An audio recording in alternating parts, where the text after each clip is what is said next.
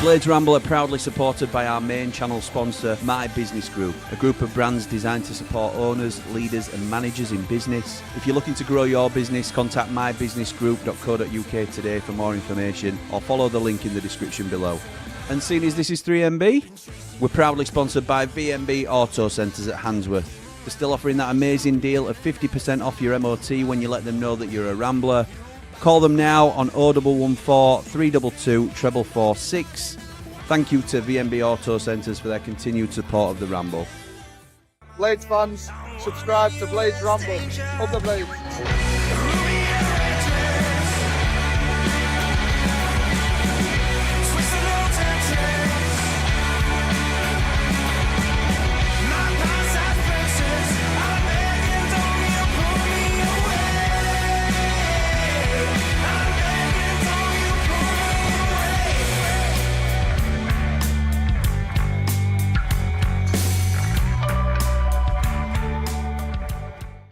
What is happening, Blades? And welcome back to the Blades Ramble. I am, of course, Jimmy, and this is the 3 Mardy Blades. We are Mardy in terms of what's going on the pitch, but what I can't complain about is this here, this little milestone that we've hit as a channel, and I cannot tell you how appreciative I am. I'm not going to focus on it too much tonight, but I'd be remiss not to mention it. I want to say thank you so much to everybody that has watched, liked, commented, subscribed, and I will get into this, but I'll be getting into it. Hopefully, this is determined by Chris Wilder's press conference tomorrow, because you'd assume tomorrow will be the press conference pre-Coventry, so it's either going to be a morning or an afternoon job usually, rather than a lunchtime one. So I've edged my bets, and I'm going for a 12 o'clock retro ramble. So we will be back in the kitchen, as requested, tomorrow at 12 o'clock, all being well. If it changes, get your notification bells on. If it changes, you will be notified, obviously. But that is the plan as it stands, to be back in the kitchen. And I could have done it tomorrow night, but we've got Yorkshire's Finest as well with Cal. We're going to try and do a countdown to kick off. Could be 4 times I'm live tomorrow. 4 times. I think that might even be a record for us. So, yeah, we will be back to celebrate, essentially. And not only will it be just like a nice little nostalgia trip for some, but it'll also there'll be some news in there about some stuff that's coming up. And I've shared a little bit of information with the lads that are going to join me tonight about what's coming up. So maybe they can give you a little bit of a sneak peek, but we'll not ruin too much of a surprise for tomorrow. So without any further ado, to discuss everything that went wrong yesterday and whether we can look to turn it round against Cov, the first of my 2 co-hosts tonight is Paul the Man Mountain. This is the view from the mountain, with a heart so pure it's astounding. Man Mountain, strong and true. What a man, what a view. Oh, where are you? Where have you gone? Oh no, that might be my fault, to be fair. Well, we get to 10k. We get to 10. Yeah, it definitely is my fault. We get to 10k, and it all goes wrong, doesn't it? I thought I checked everything, but I haven't. Is here? Look, how's it going, pal? Yeah, of course, very good. Yeah. Celebrating tonight, James. Celebrate. You've got your beers ready, haven't you? To be honest, I were in 2 minds actually whether to do tonight as the celebration, but I think I couldn't have done it from kitchen table. It's too much messing about to get both of you in. It'd have had to have been on. It were too much messing about. I think we have to talk about the game as well yesterday, sorry. So, and I wouldn't want that to pull down a retro ramble. So we'll see. It's going to be 2 separate entities now, mate. But yeah, it's not bad, is it? The old 10k. How long have we been on this trip? Unbelievable, mate. I know. Yeah. You've done well, mate. Getting it done this year is pretty amazing. I want everyone to put it in the comments tonight. Just a few words of appreciation for the man. No, don't do that. No, do that. Embarrass him. I'll read them out. Don't worry about that. Or he can read them out. But no, he's. We're all very pleased to be part of it and how it's developed and what it means and huge part of it, mate. And where it goes, yeah, and where's it going next? Because that's the always looking forward, never looking back. But sometimes nice to clap your eyes back and just remember those initial ones on the. Yeah, I know those initial. Oh my gosh, there he is. He's Mike there. Yeah, very good. Going live from the popcorn. No, it's not that anymore. It's not how I call that anymore, is it? But anyway, behave yourself. No, yeah, I don't want to drop any hints or anything like that. Or a massive spoiler. But fair enough, yeah, go on. Spoilers, but no, it's just really pleased, very proud. Thank you, mate. Excellent support from everybody, and obviously enabling you to power your energy into it, because it does take a lot more than what some of us realise when we're watching once a day or 3 or 4 times a week. Just what goes into everything that's happened. You've actually built a studio in your garage in that time as well. That's fine. Absolute madness, isn't it? Yeah, absolute madness. Crazy. It's crazy, but it's great, mate. And yeah, we're all dead pleased. And some of the messages on the groups and stuff has been quite humbling, I'd imagine. It is very humbling. Yeah, that's the word, mate. That's the word. Anyway, we're going to get Dave in. Dave the Nose, everybody. Dave the Nose, he really knows where the wind and the whispers blow. Smelly brain, he's in the know. Dave the Nose steals the show. Craig Charles. We can hear each other talking over these things. And Man Mountains, halfway through that video, he goes, "Is that Craig Charles before The Rock?" I don't know, to be honest. You threw me completely. Dave Lister. Oh, Davey boy, welcome. How are you doing, pal? I'm fed up and ecstatic in equal measure tonight. I'll be leaning more towards ecstatic, if I'm fairness. Thank you, mate. Thank you. I was just thinking back then, I need to go back and find the first ever Ramble I watched, which was around and about when the rumours were really ramping up of Illy leaving. Okay. And what the numbers you were at that point, and how it's grown to what it's grown to in the 2 and a bit years since. Yeah. Then, is it? Crazy. Absolutely bonkers. It's absolute madness, isn't it? And I will, as I say, I don't want the focus tonight to be on this, because I've got a dedicated stream for it tomorrow. I want as many people as possible to embarrass you in the comments tonight, much like Paul's just said. I think it's only right, it's only fair. That'll be ridiculous. That happens. His theme tune's coming on, Dave. I've got it on good authority. It's coming on. Nah, there ain't a theme tune. There ain't. It's coming on. If the Ramblers want it, you'll have it, mate. Isn't there? Listen, right. If what I think you're doing is right, and you've got Matilda Shakes to do something, because that is what. No, that's what you said. You mentioned that James were doing something. Oh, what? No. You did. Listen, if Matilda Shakes are doing a song, it's not going to be embarrassing, is it? It's going to be as good as Bald Lee. Well. So you said that. What? Why? Listen, there's no need for this. I was just going to be really nice to you, actually, and I'm going to do it anyway because. When have you ever been really nice? I'm always really nice to you, boys, yeah. and rightly so, because, and I will obviously cover this tomorrow, but I've got the chance to speak to you directly now about it. I cannot thank you enough for what you give to the channel and what you continue to give to the channel. Your involvement continues to grow, both of you. Paul's had his own show. Dave's done solo streams as well with the Ramblers and stuff. And I just think it's this sort of chemistry that we have dropped upon, which has formed into a really strong friendship between the three of us. It's by chance, but I love it. I love everything about it. And I keep saying, like, it sounds like it's just like a nice thing to say, but I genuinely believe that the community and the friendships that we've built from the Ramble is the absolute best thing to come out of it. I have obviously individually benefited. Like, I got to give up my full-time job and talk about Sheffield United full-time for a living. Like Paul says, there's a lot of work that goes into it behind the scenes, but it's a labour of love. How many people would love to do what I'm doing? It's brilliant, and I'd never ever take it for granted. But I would still say, what we have got here in terms of the people that are now involved, and I stretch that to people in the comment section as well. Not just people that go the extra mile and are in the groups with us, but the community that we've built. It's incredible. And you think about now the cast of characters, which are genuine people, obviously, but you're known as Man Mountain and Dave the Nose. I'll always remember going to action coach thing with Dave, and John Asquith, business coach, goes, Dave the Nose. It's like, oh, Jesus Christ. Jamie Dumpling. You know what I mean? What's that all about? Bald Lee now. There's loads. There's loads of different ones, isn't there? So Mark Meldrew, he's another. So Positive Brett. Everybody's known by their own little like character quirk.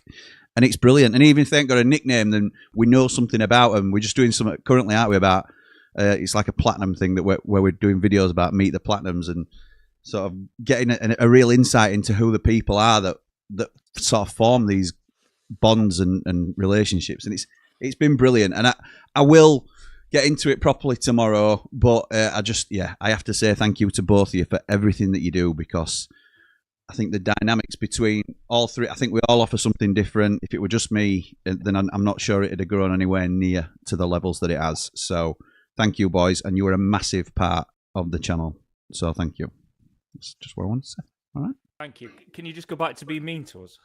Yeah, I will now. So, right, who wants to go first? We with that shambles, that absolute shower yesterday, and I'm starting to get a little bit frustrated with. Well, I don't know. The main title of the vid today is, "Are we in a relegation scrap?" I cannot see anything other than the best we can do this season is a mid-table finish. I think at this rate, the best we can do, and I think surely no one now is hanging on to any hopes of the playoffs. And you know, what does that mean for Sheffield United long term? I don't even know where to start. Do you want to start on the game, boys? Do you want to start on where we are as a club? I think we're in a real mess at the minute. A real mess. Paul, talk to me about what you thought about the game yesterday, please, pal. Yeah, it wasn't very good. I thought Samari started pretty well, and I was quite happy with what he was doing. And we had a midfielder who was trying to pass through lines, which was you know, the intent was there on that point. But I just think the threats out wide were non-existent. Toiling on his own up front. I don't know. It just wasn't a very good performance. I thought they were unlucky with the penalty. I think he probably fouls him just before Matos falls on the ball. Matos makes a mistake. He's a young player. I think he's trying to con the ref into just giving him a free kick. I think it happens all the time in the Premier League, and he sort of paid the price a little bit for trying to be too clever, really. Yeah, I know, but that's not. It's not, for me, it's not good enough, that, mate. I understand what you're saying, and you're right. And I know we had a very brief chat and we didn't have time to thrash it out properly before we came on. But I understand why he did it. But when you get done for it, you can't complain about it. Because that is, if he's not giving a free kick, then it's going to be a free kick for the handball. It's very rare it happens. Very rare it happens. But you're running the risk every time, aren't you? If you grab hold of the ball when you're on the deck and there's no foul being given, it's inexcusable for me. I think the problem, like we look at the mistakes from yesterday, and Alex Matos and Sidi Peck, we're hanging our hats on kids, aren't we? Yeah, we are. Yeah, we are. And they're the ones that have cost us, and they're going to. I saw some people talking about Oni being a threat, and he looked a threat. He looked more direct. Where I think that's my problem at the moment is the lack of penetration in and around the box, and the lack of like power. It would appear that we have. I thought Benny was starting to look like he was causing them a lot of problems on their left back. Clark and Forsyth, Brucey at left wing back, because they couldn't run. And I thought the game plan's got to be get it to him. And then they started doubling up on him and he became ineffective. But yeah, I don't know. I just thought it was a bit lackluster. I don't think we reacted very well coming out after half time.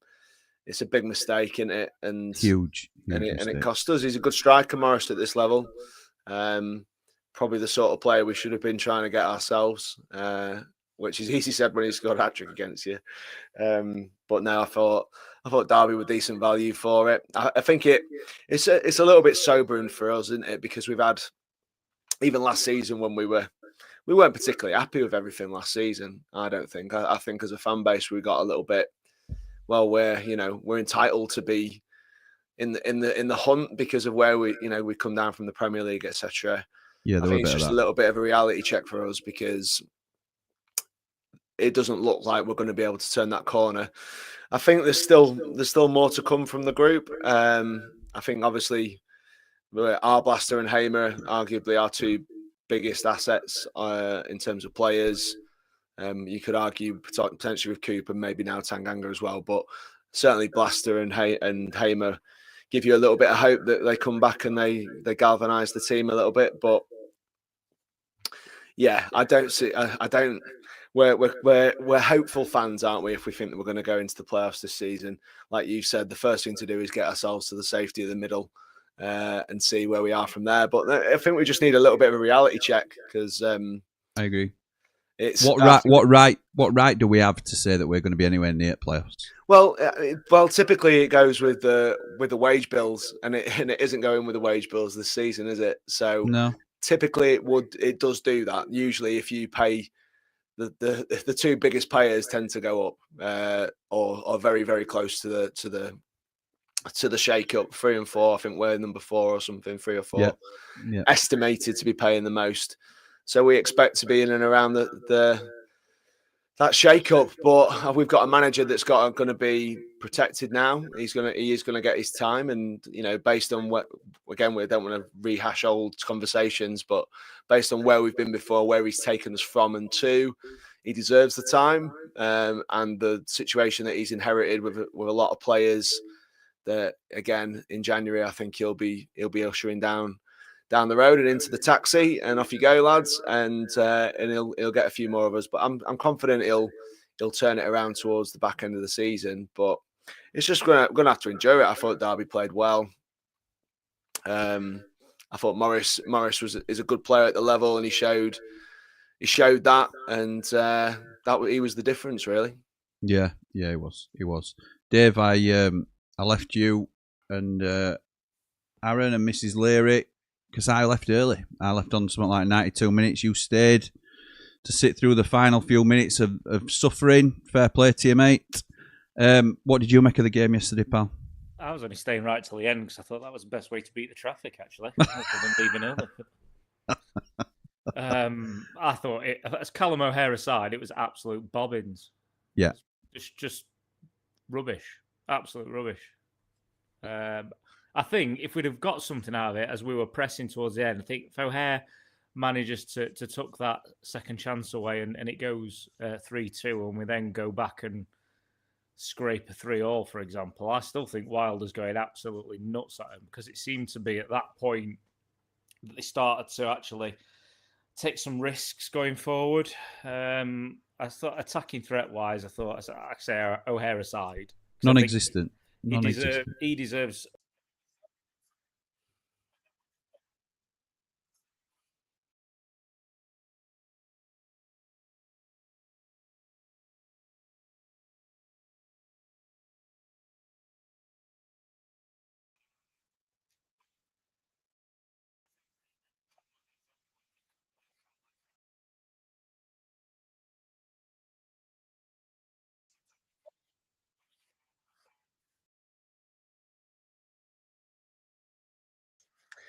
Why is City Peck marking Morris at a corner?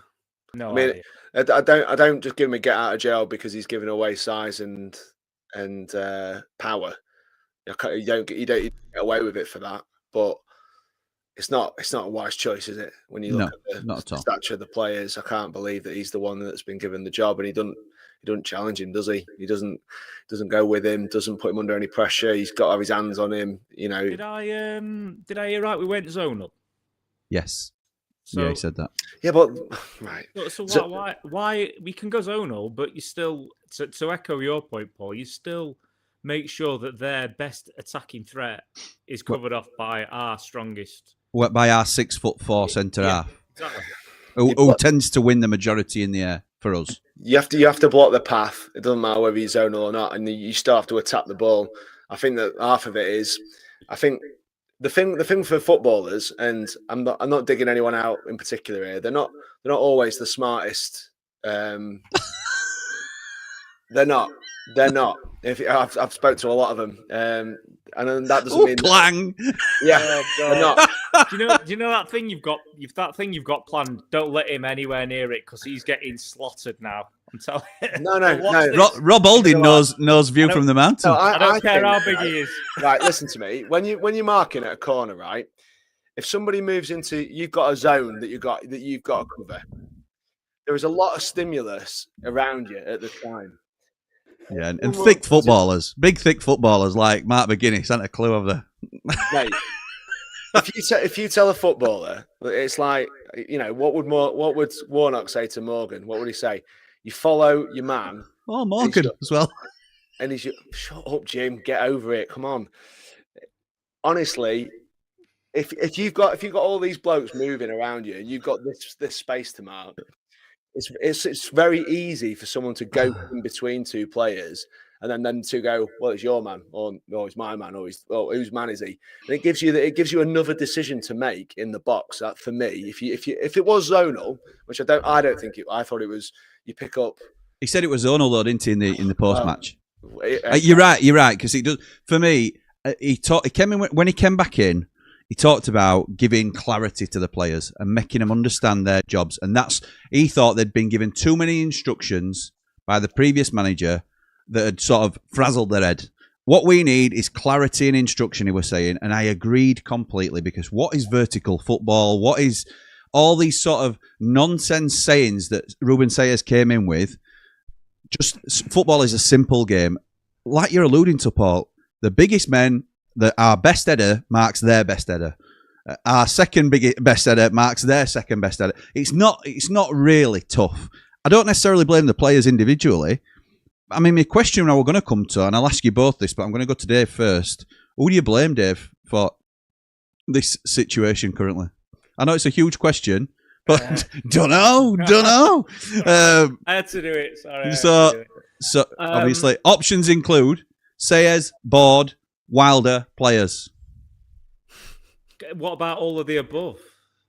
Yeah, absolutely. But everyone's got to take the responsibility. I mean, clearly, what happened in the summer has put the club backwards. The recruitment over the summer's proven to be an absolute disaster. Let's be right. Yeah.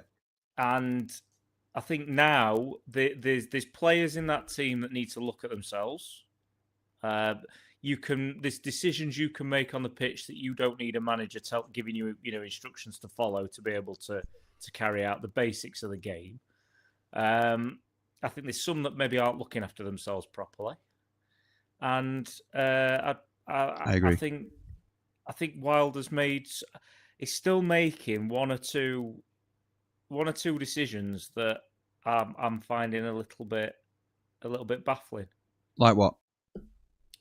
The insistence on sticking to the same formation despite not suiting the playing not being staff. Fluid with it. I mean, yeah, it's somewhat, when you make substitutions and we seem to start the game with what you'd say on paper is round pegs and round holes, and then we're making subs and rather adapting to who we've got on the pitch. Tanganga aside, I should say that because best centre half is playing right back, which is nuts in itself. But we haven't got a right back. We have got a right back. You don't fancy him, but we have got a right back. Yeah, we have. Okay. But you wouldn't play him. You wouldn't play him instead of Tanganga in there. No, you wouldn't. You wouldn't, Dave, would you? All right, you okay. wouldn't. All right, okay.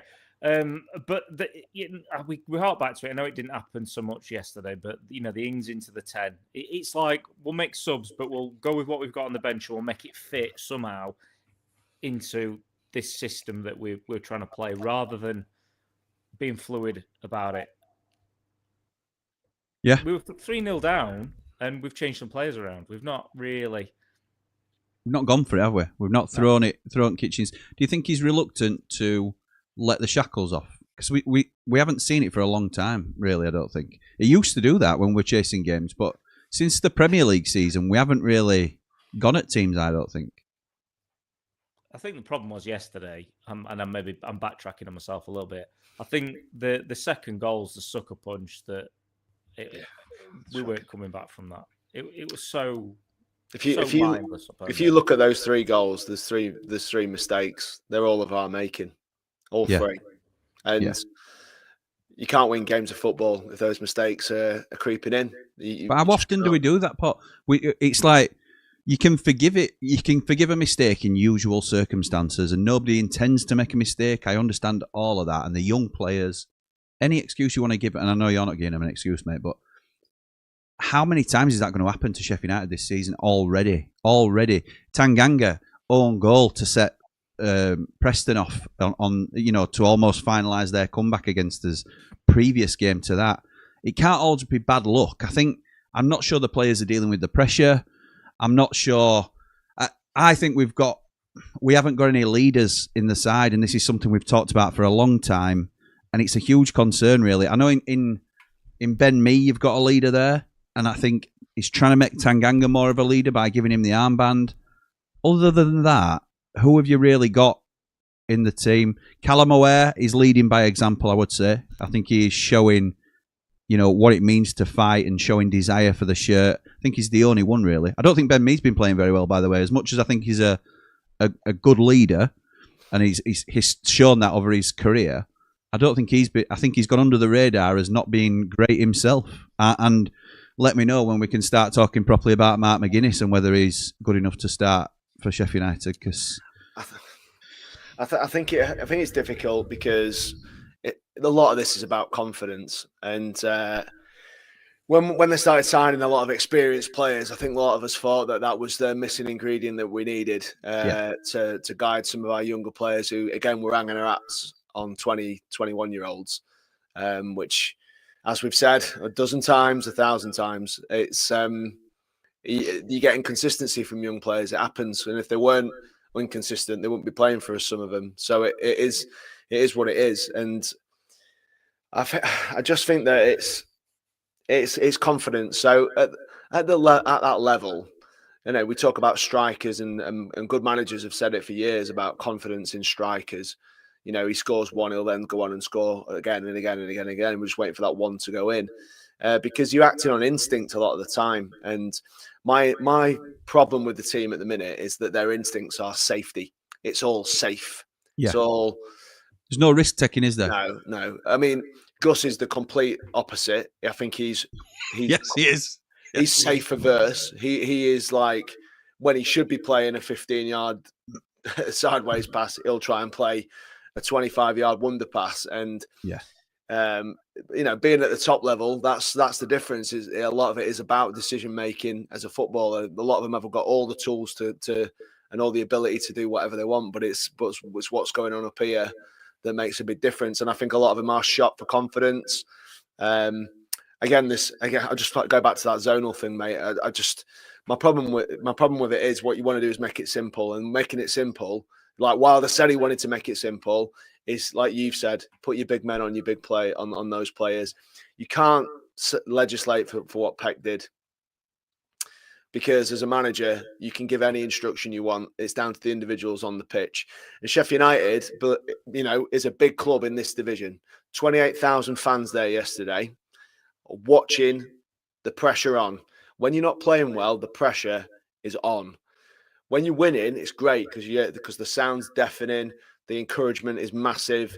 You ride the wave of waving the energy of the crowd. But when it's not going well, it's twice as hard as going somewhere. What you might find in this group now, Jim, is that they go away from home and play a lot better than they do at Bramall Lane, because the Lane fans. The one thing about yesterday, and the thing that the Lane fans will not like, and the reason that a lot of them will not have been happy about yesterday, was it was not a Chris Wilder performance. It was not Sheffield United. It was not a Sheffield United performance. It was not front foot. It was not forward thinking. It wasn't tackles, races, and everything else. It was plodding along, and then we got ate up by our own stupid errors. And you've got to say, we didn't deserve anything from the game, but you got to also give credit to Derby, who I thought came and, as a side that aren't in great shape themselves really. They've got a striker. They played to his strengths, and they got what they deserved in the end, and that was 3 points. The problem we've got is we need Bramall Lane to be a fortress if we're going to do anything, and that's always been the way. When Sheffield United are at their best, the Lane is an absolute fortress, and I think it's turning slightly against them now. Do you worry about us, mate? No, I don't. I don't worry about the. I don't worry about the season. I'm not going to cry if we don't make the playoffs. I don't think we're going to be in a relegation scrap because I think Wilder will get some resources in January to go and get a few in that he wants.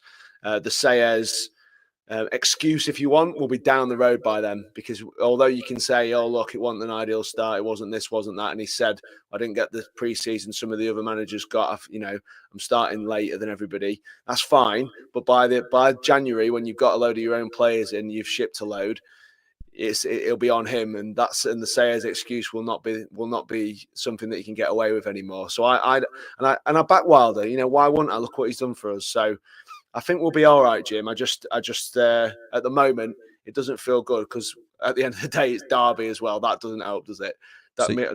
Us and Derby County are not we're not pals, are we? So you're hanging your hat on January, really, aren't you? And getting some changes through the door. Well, I think Wilder is. I think Wilder is because I think he'll. Because at the moment, mate, you can't. There's no evidence that says we're going to be fine. You've just got to think of what we can potentially do going forward to change it, I suppose. I think that looks like bodies in and out. Yeah, I think if we get Gus and Blaster, we might see quite a big difference in performance in this team. If Kyle O'Hare can keep his form, which I'm hoping he does, I think he's been excellent. Yeah, yes. I think One is an interesting option for his physicality and his directness. If we can actually get him the ball and he can get people one-on-one, or he can use his power, I'm hopeful that he can do something for us. But it's tricky. I'm with Dave a little bit on the formation thing, on the system and the rigidity and the lack of willingness to try something different. It's not great when you're losing, is it? No, it's not. Dave, are you worried about us, mate? In answer to the question you put on there, are we in a relegation scrap? Until we aren't, we are. Is my sort of view on it. Until we can get ourselves out of it with the putting together a string of results, then yes, we absolutely are. I don't think we can look too far ahead. I think it has to be game to game at the moment, if nothing else, so that we don't get too high or too low. We've gone from a couple of wins on the bounce and thinking, right, we're marching up the table, to back into now we're really struggling. We've gone from Ryan One, and this is not digging you out, Paul, but we've gone from Ryan One needs a loan to Ryan One might be an interesting option with his directness, because we're scrambling for ideas of how we can possibly turn it around at the minute. Yeah. I agree with Paul. If I can't remember him actually saying that at the time, I'm sure he may or may not have done, but I think Ryan One needs a loan. We can't be relying on Ryan One to come in and make a difference for us. Paul's right. He said, I prefer him as an option from the bench than Cannon at the moment, which Cannon and Barry look like they are gone because he opted to leave them out rather than any reason to. So that is clearly a message to them to say, not been good enough for me, and that will change in January. I think that'll be two of many that go out, I think, in January. But Ryan One can't be... I love him as a prospect, but we can't be pinning our hopes on climbing the table on Ryan One, can we? No, we can't. I think I made a comment in the Platinum group yesterday, which I think somebody made something very similar on 90 after 90 as a comment, that we seem to be a squad at the moment that's full of young players with a load of potential and a lot to learn, and elder statesmen who and I've been guilty of it. We've pinned our hopes on a little bit to come in and give us the lift that we're required. And they maybe there's a reason that come the end of the window they'd not been picked up, and it's not quite working. We seem to, I think we've got O'Hare, Gus. You'll probably chuck some others at me. I don't think we can say Campbell on current form, but those sort of 24 to 30-year-olds who are becoming those sort of prime assets. We've not got them throughout the squad. And I think we're Cooper. Yeah, Cooper and O'Hare for sure. Tanganga. And Tanganga, yeah. But we've paid good money for Tanganga. Cooper Yeah. is not. He's not at risk of going anywhere, I don't think, in January because of his form currently. And he does look a shadow of himself. I'm a huge Michael Cooper fan, but he looks a shadow of himself. But is that four then? Yeah. We're saying? Yeah. But in terms, I think the comment on 90 after 90 was how many players have we got in their prime? And that doesn't necessarily have to mean banging form at the moment, but I think you could argue that O'Hare's coming into his prime, and this might be the best we've seen of Cal. It's certainly the best I've seen of him in a Sheffield United shirt. Very similar to the back end of last season when he was coming on as an impact player, but he's doing it from the start now. It's great to see that from Cal. But other than that, always playing to their potential. I don't see anybody else stepping up and playing well. So it's all right saying when Gus and Blaster come back, we'll be all right. And in usual circumstances, that's logical and that makes perfect sense because they're better than two of the players that they'll come in and replace. They are just better than them. But Blaster we cannot expect him to be a starter. I'd expect Tom Davis type trickle from Blaster initially to reintegrate him into the first team. And Gus, as good as he is, we can't forget his inconsistencies, his discipline, his fitness, all these things that come into a Gus Hamer conundrum of what type of Gus Hamer are you going to get on the day. He's brilliant when he's on, but it's been few and far between, certainly this season. And he was a huge part of that downturn as well. I think he gets the spotlight put on him more than others because A, he's the best player in the side, and B, it's quite obvious when he's not fit or doesn't look his usual mobile self. It looks like he's carrying, even if sometimes he's not. I think Tyrese Campbell can fall under that category as well. We saw Tyrese Campbell start the season looking quite big, but then we saw a photo of him in training where he's absolutely ripped underneath. So it's not always what it seems. I still think Campbell's unfit, no matter how good he looks with his top off or whatever. But it doesn't always equate to match fitness, does it? But size, it's not. Yeah, that's right. We're not calling him portly. Sometimes it's the size that slows you down, and it's the size that he is struggling. He is really struggling. It's half a second of quickness, isn't it? And he's on his heels all the time for me. I thought his anticipation seems completely off. Yeah, it does. It's just something's not quite right with him. It's not clicking, is it, for him at all? Jim said this, didn't you, Jim? I think we got to give you props for this one. I'm not pleased to be right about it, mate. But you were the one that said he was a bit of a flash in the pan one season, sort of. It's a harsh way to put it, but it's you're right. It's what I was concerned about him in the summer, that we would expect too much of him because I think we've probably seen the best of him, and so far probably it's been right. I hope he can prove me wrong. Of course I do, but it's what does he need to do to turn it? Is it the confidence of the players? Is it the formation? Does Siddy Peck need to come out of the side? Is he just one of a few that we could look to change? What are some of the things we can try? I know we don't know the answers, lads, because obviously if the answers were there and it were obvious, then he'd be doing it. But what do you want to see, Paul, for Coventry? Do you want to see Siddy Peck having a rest? Do you want to see somebody else up front rather than Tyrese Campbell? Do you want to see One giving a go? Do you want Tanganga at centre half? Do you want three at the back and Sariki back at right wing back? What do you want? I think that we need to. The final third is a big problem for me. I think that we've got the personnel to tighten up at the back and keep teams out when they play well. I think we can do that. I've seen enough evidence to think that with the goalkeeper and the people that we have there.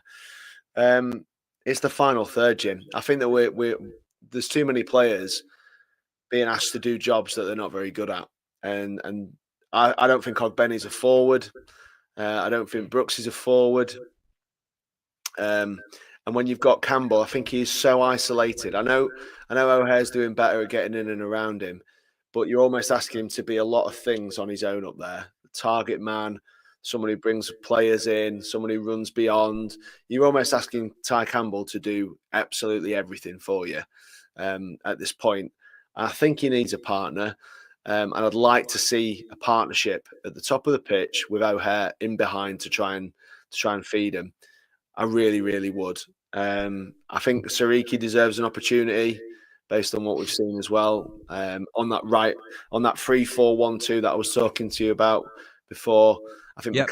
we're okay. But again, he can't be your wide forward option. I don't know. I think we just need two up front, and I think One might be someone that you can include in that. If you've decided Cannon's not the one, you've still got Ings and you've got Campbell. I just think that maybe they'll do way better with a partner. I agree. And One might be the one to do a bit of the lifting for him in terms of winning headers and holding the ball up and the physical challenges that go with being a striker. I think he's built for it, isn't he? And let's not forget, he is a striker. And when he's been given opportunities in this team, he's been a winger. He's been as a winger. He hasn't been an out and out forward for us, and he hasn't had a run in the team with that. And he might just need someone with a bit of nous and Ings or a Campbell around him to get to see the best of him, because he came on and I thought, I think he's a threat. I think physically at championship level, he's a bit of a beast compared to a lot of centre halves. And we're going to get performances where we go, well, he needs dropping now. But I think we just need to give some of these kids a bit more of a chance. I know we're demanding supporters. We're a side that thinks it should be in and around the playoff picture. But the young players, I still think Samari's got something to offer. I still think he's got something to offer in there. I just think we need to, we have to have patience. But it's hard when you're losing, and again, losing to Derby does not help us, because we're not fans of Derby, are we? Dave, what would you want to see on Tuesday night against Cov? I'm a bit the other way. I think I'd like a bit more experience in there. I want Ogbene out of the team. It's concerned me that you've said you don't think he's a wide attacking player. I don't know what he is then, because I think he is. I think that's his best position. I just don't think he's very. I think he's the best of a bad bunch that we've got there, because we're so limited with our options. Because we've not got anybody. We haven't. No, the next option down is Andre Brooks, isn't it? And he's been playing better on the left. Who's not a right winger? No, I agree. Which you've said all along. Boys, if Ogbene finished the season on 0 goals, would you be surprised? No. Would you? No. So how on earth can we? What position is he though? What position do you think he's best at? The one I'm talking about, the 3-4. I think he's the wider. A right wing back, essentially like a right midfielder. A right wing back. Yeah. There were times on Saturday where, especially in the first half, where they were scared to death of him. We played a couple of good balls through for him, and he was running at him. And so it's all right being scared of him, but he's got to do something with it. There was one occasion where he crossed the ball for Campbell. Thought it was a decent cross, and Campbell should do better. Other than that, I've seen nothing from Ogbene. Apart from when he pulled the ball back, he got to the byline and he showed a bit of pace, which I thought were really, really good. Pulled the ball back for Callum Ware to score. I can't even remember who against now. Oxford. And those two phases are the only things I've really seen out of Ogbene, which is really disappointing to say. And I don't get any pleasure out of saying it. And again, I'm hoping he's another player that proves me wrong, but I can't see it, because he came to us as a speed merchant. That were the big thing that everybody was saying. Well, he's got a few little tricks in his locker and things like that, but ultimately he will go past his man. Something that we needed in the side. How many times has he gone past his man? Honestly, and got a successful ball into the box, or made a direct run into the box. We've talked about it previously. When he's got into the box, Ogbene of old may have had a shot there. I think Mark Meldrew mentioned it on the 90 after 90. It looks like he's reluctant or no confidence to give an end product, whether that's a cross or a shot. Other players have been guilty of that this season. It's not just targeted at Ogbene, that comment, but I'm not convinced by him, and I wish I was. And I just think he's another one that here's a question then. I know Dave's answer. I would send him back in January. Would you, Paul? Yeah, but obviously, and I know he doesn't have to contradict what you were saying. I think you're saying that he's the best that we've got in a certain situation, but it doesn't mean he's good, does it? So would you send him back if we're doing a rejig? Well, Jim, again, it's all about what happens between now and then, isn't it? I think if you want a snapshot answer from what we've seen so far, then yeah, because no matter what you get in you're hoping that he can bring something in terms of a goal threat to your team. If you're going to play 3 at the top of the pitch like that, in 2 in wide areas and 1 through the middle, they've got to be able to score goals. You can't expect one guy in the centre to score every goal that you're going to score all season. And I think what I said, Benny for me looks like he could play all season and not score. I can't recall him having a shot since he joined us either. And but you have to carry that threat. You have to be able, if you're going to be one of those wide forwards, you've got to carry a threat. Would have been better signing Nathan Redmond, honestly. In all honesty, well, and I know it was close between the two, but if you see him then, Paul, as more of a right-sided midfielder in the formation that we've been pushing for together, I think both of us have been a big fan of the 3-4-1-2 or 2-1, depending on what you want. But we like the 1-2 because it's a pair of strikers. You can get Ings and Campbell together. Maybe One to come on up top as a striker at 60 minutes or whatever you want to do. Would you punt frog Benny over Sariki at the minute in that position? I haven't seen Sariki play for a long time. So No, nor have I. And it's not it's not a slam dunk. Oh, I can't believe which answer you give me. But I would surely Sariki's competition there, because we all think that is where he's built to play as a right wing back. Did we see better, certainly attacking performances from Sariki in the last year than what we've seen from Benny? And the answer is yes. Yeah. And I think if that's the main problem, I think again I don't fancy Sariki in a 4 at the minute, and I think Wilder's the same. Yeah, I think he's forced to put Tanganga out there because we were so open as a 4. It brings Matos on there. Matos, who's a centre midfielder, again, like the Hamza Chowdhury. He's scratching around Francis, mate, isn't he? That's what he's doing. He's scratching around Francis. Matos is a decent athlete, right back again. He's got the attributes for it. He's got pace. Matos is quite wiry. It'd be hard to beat 1v1, you'd imagine. Yeah. It's just that as Matos got the decision making, who knows? But we haven't really seen, have we? So I don't know. Playing centre mid's a lot different. For me, playing right back's a lot easier than playing centre mid in terms of what you have to. The skill set that you have to have in terms of awareness and what's around you and the confidence on the ball. I think Matos could come in and he's got the attributes certainly to be a decent fullback. Hamza Chowdhury, there's people talking about him now as well. Now we're struggling for someone to go in there. And he's not a right back, but he's actually better right back than he is a centre mid, probably for those reasons as well. So I think it's I'd give Sariki a go, but I don't see Sariki in training. I haven't got all the information about Sariki. I know he's been being used in the 21s.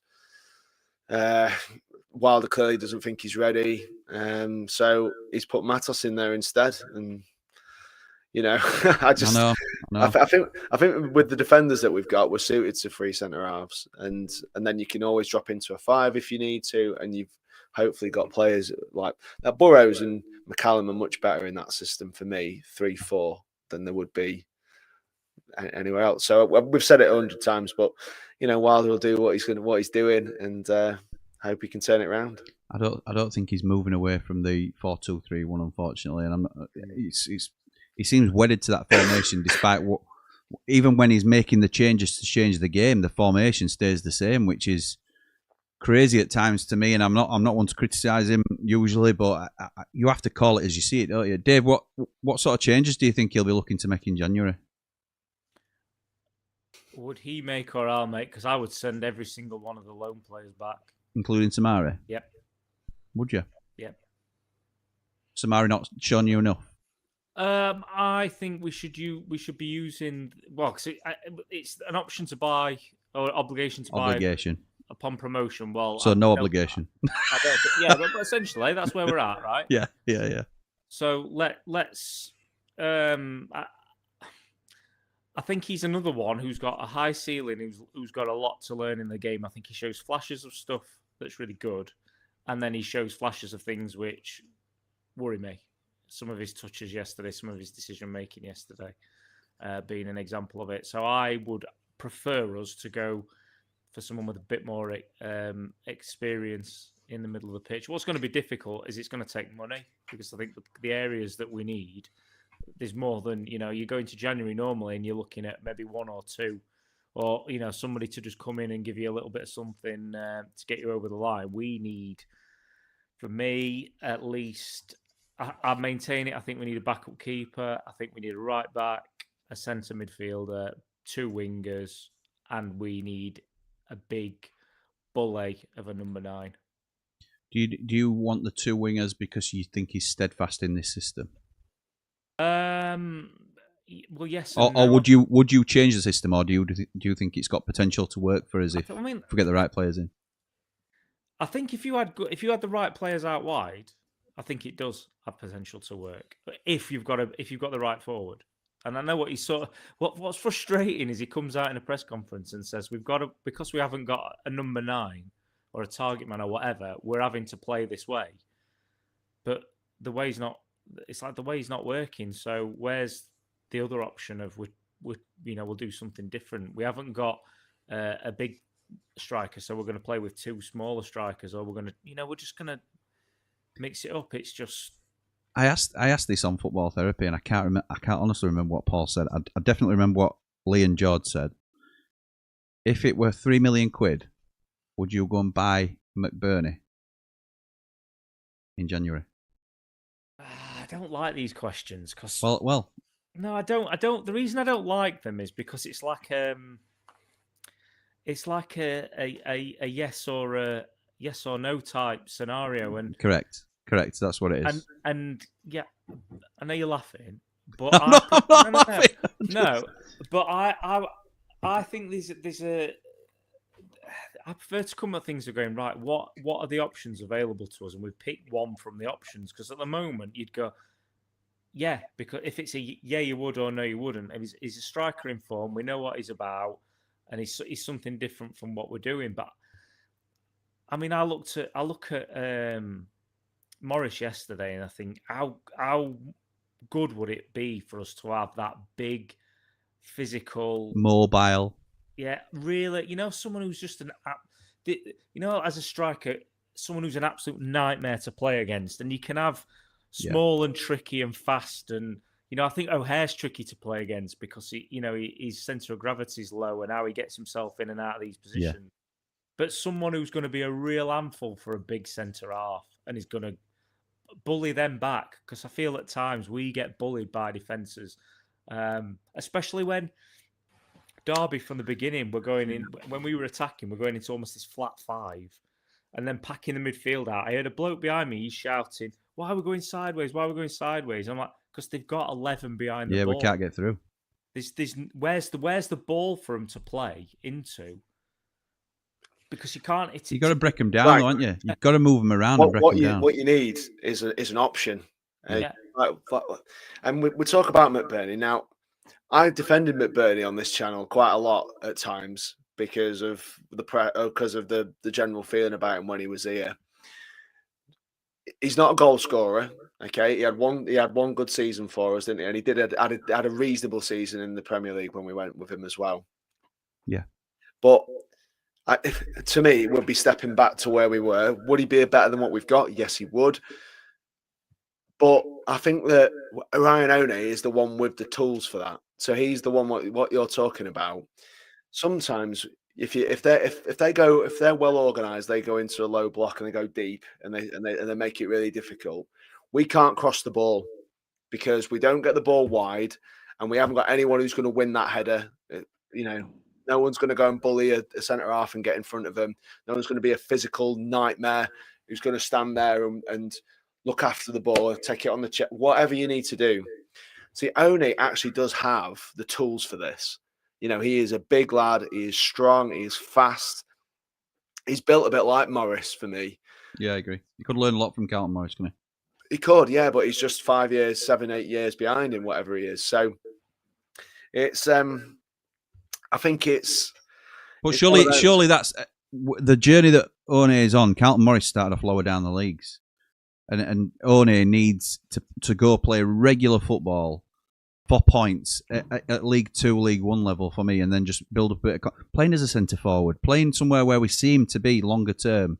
But at 19-year-old or whatever he is, he's not going to trouble Tyrese Campbell or Danny Ings for a number one striker spot unless he can really make a huge impact on very limited minutes. It's why you need two. It's why you need someone to Yeah, talk it is. him Yeah, it through is.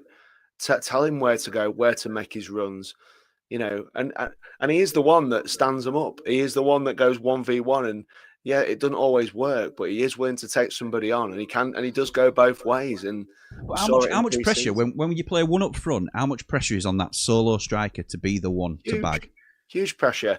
He would give us something different, I think, to what we've got at the minute. And you know, why not give him a go? It's because we've got a club with a lot of expectation, and it's hard to hang your hat on a kid to score you the goals. We're doing it in other areas of the pitch, seemingly without a problem. Seemingly, we're happy to slap him in front of the fans, in front of the screen every single week. We're happy to do it with some of them and not with others.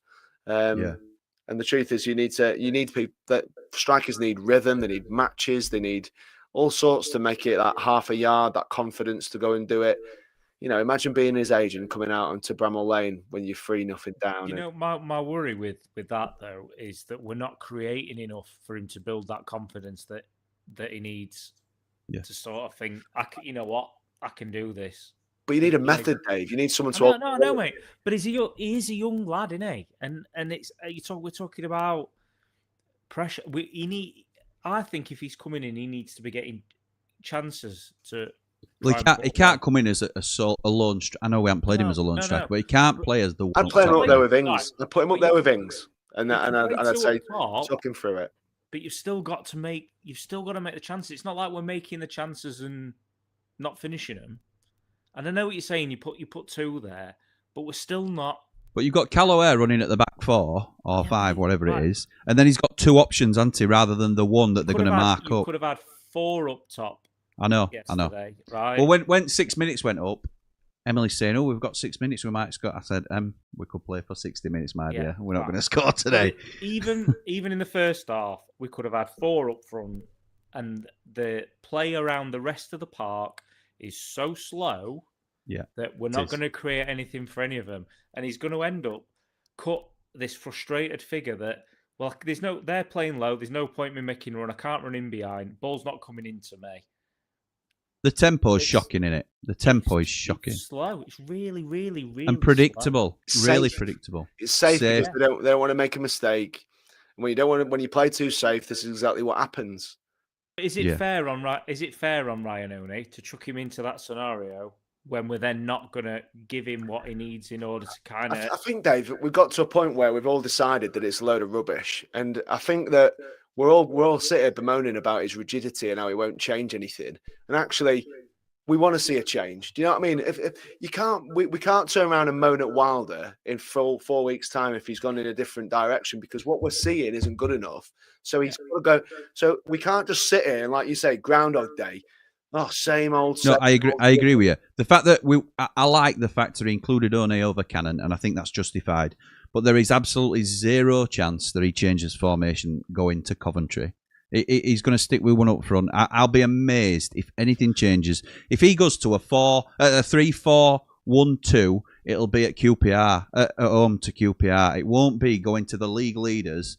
I just don't think we collectively, and I include Wilder in this, have got the bottle to do that at the moment. I don't think he believes in the players enough that they could take such a drastic change. When really, if you look at the first time he came in, the way he changed our form when we had 4 losses on the spin playing 4-4-2, he changed it to the 3-5-2 and it clicked immediately. And I know that different times, that's years ago now, years and years ago, 10 years ago, but it's the same sort of principle. We need a jolt. We need a shot in the arm here. Something to change. Something needs to change because we're going to a game as massive underdogs, right? And whenever I've watched football and I've seen a match, particularly from the best managers, and they go to Europe, for example. So I'm thinking of Jose Mourinho now. Yeah. So Jose Mourinho won the Champions League with Porto and with Inter Milan, didn't he? Yeah.